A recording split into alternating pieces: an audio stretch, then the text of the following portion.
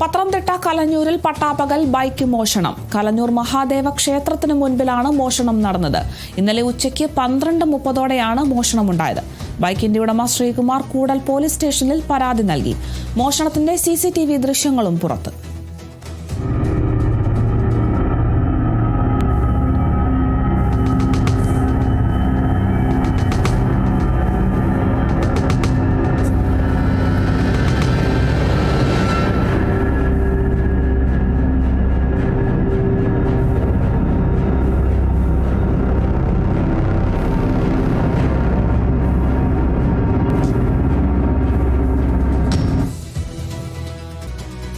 പത്തനംതിട്ട കലഞ്ഞൂരിലാണ് പട്ടാപ്പകൽ ഒരു മോഷണം ഉണ്ടായിട്ടുള്ളത്.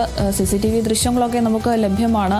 കലഞ്ഞൂർ മഹാദേവ ക്ഷേത്രത്തിന് മുൻപിലാണ് ഈ ഒരു മോഷണം നടന്നിട്ടുള്ളത്. ഇന്നലെയാണ് ഈ ഒരു മോഷണം നടന്നത്. ഉച്ചയ്ക്ക് 12:30 ഈ ഒരു മോഷണം ഉണ്ടായിട്ടുള്ളത്.